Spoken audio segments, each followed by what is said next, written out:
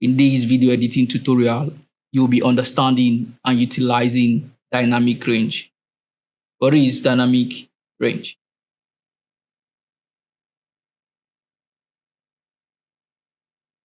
It is simply contrast.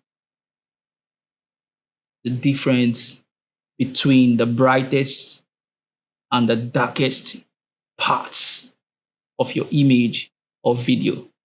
Dynamic range is important in video editing as it sets the tone of your visuals. That is why we also call it tonal range. A higher dynamic range means that there are more details in the shadows and the highlights. Now, the shadows are the darkest parts of your image, and then the highlights are the brightest parts of your image. See, I know. All right, let's make my footage here to look more cinematic and professional. Let's go. What we'll do here is basically to adjust the color and brightness of this video to improve on the quality. We call it color correction. I know. For this particular tutorial, I am using Adobe Premiere Pro 2023, but the idea works for any version and also any other editing software. First thing first, we want to head over to the color workspace and then to the Lumetri color panel. For this particular tutorial, we'll be using basic correction to enhance the quality or the dynamic range of this my video here. In another video, we'll be using the curves. And in another video, we'll be using the color wheels and match. This is the part where I will tell you to subscribe to this channel. Or how do you people used to say it? Subscribe to this channel so that you will not miss subsequent tutorials. Right? Yeah. Okay. All right. Let's go over to the basic color correction.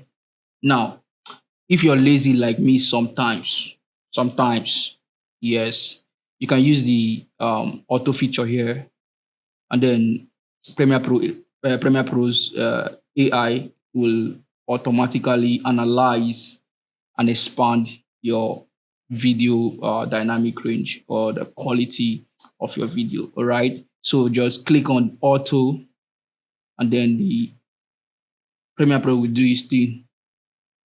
It's not always perfect. It's not always good, but it can get you started. All right. So you see, it has done a very good job. This was before, and this is after. Nice. At least it has done something. All right. So you can further tweak it by increasing your intensity. All right. So you can move it all the way to 100. Or you can just start making your own adjustments yourself, adding it up by moving the exposure, the contrast, the highlights and shadow sliders. All right, we'll go into that later. But the auto feature works if you're lazy like me sometimes. All right. Okay, so let's go. You want to use the Lumetri scopes because your monitor or your eyes can be deceiving sometimes. So you can export something that is looking good in your monitor and then take it to a mobile device, and then you're seeing something different. Monitors can deceive, all right? So you want to look at the Lumetri scopes over here, all right? For this tutorial, I'll be using the RGB. I'll be using the RGB scopes, all right? So you can use the waveform if you want to look at brightness and all of that. But now I want to look at as well, color as well. So I want to use the RGB curves right here. All right. So you want to pay attention. So if you look at this curve is telling me exactly what is happening in this video. All right. So you can see that more of these details are in the dark area. So my video is actually dark. All right. As you can see, even your eyes can tell you my video is actually dark. All right. So what do we want to do? We want to move this waveform towards the bright areas, all right? So anything 100 is your brightest area, and then 0 is your darkest area. So the first thing we want to do is to just make adjustments in our exposure, contrast, highlights, and shadows. All right. So let's add a little bit of exposure. You want to be careful so that you don't overdo it and start breaking your image. All right. You want to pay attention to your image as well so that you will not introduce noise into the image as you are working on it. All right. So little is actually sometimes better. All right.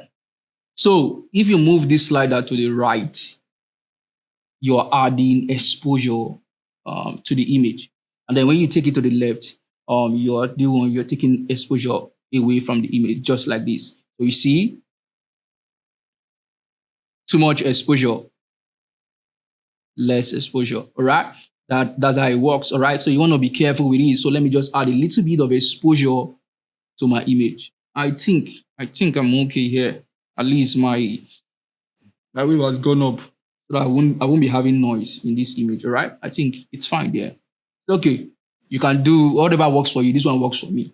All right. You can do whatever works for you.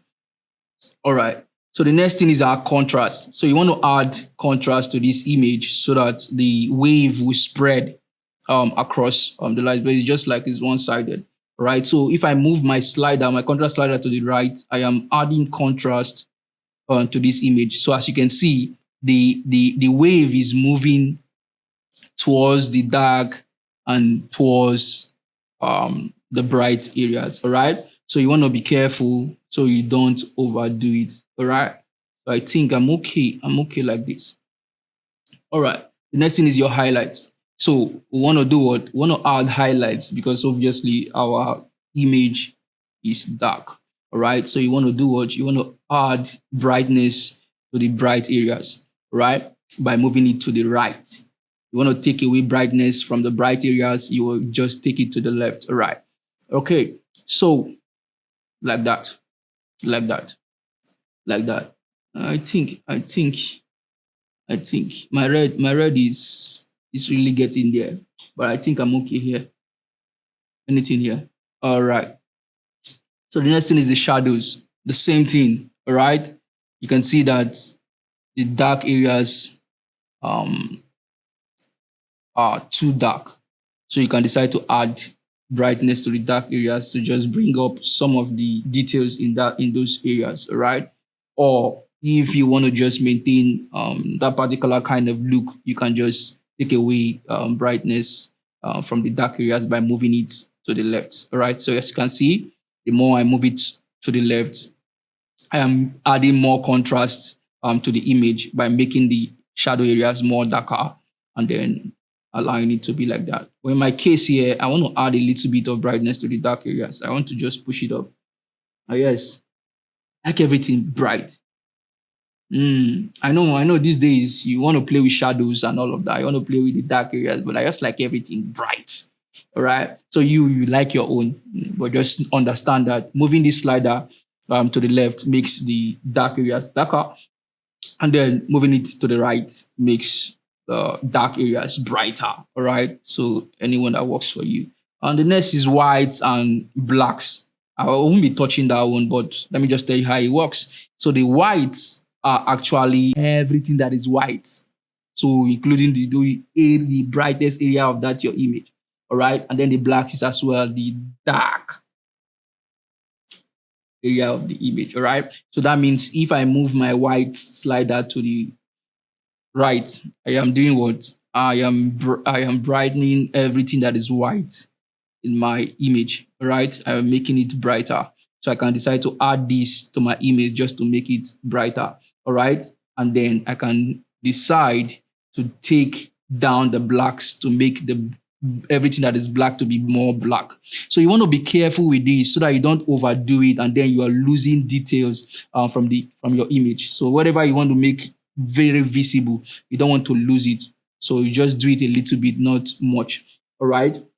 So little is good like that. Watch my waveform before. Before you see where the waveform is concentrated below it.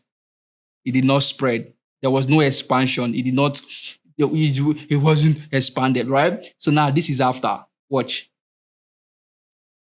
The wave has spread across nice. All right. So another thing now is to balance the color. Obviously, if you're looking at my waveform, you see that we have more of the reds in the bright areas. Are you seeing it? So the red is more in the bright areas. Look at the waveform for green and blue.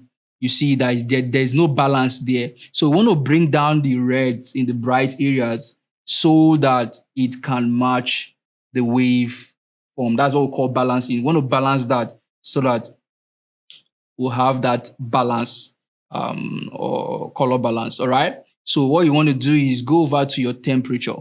You want to go to your temperature. Now you want to move your temperature from the yellow, which is part of the red family, to the blue. All right. So we are taking this away from yellow to blue. So you move the slider to the left. You're taking it to the what? To the cool area. You take it to the right. You're taking it to the warm area. See, I know. All right. So once you move this slider to the left, you see watch what happens to my waveform. Are you seeing? Are you seeing that the red in the highlight is coming down? All right. So you want to make sure you just measure it up and then make sure they are all balanced. Don't overdo it. Don't overdo it so that you won't ruin your footage. All right. So as you can see, I think I'm okay here. I'm okay here. Like it's balanced now. It is balanced now. All right. So let's see before and after.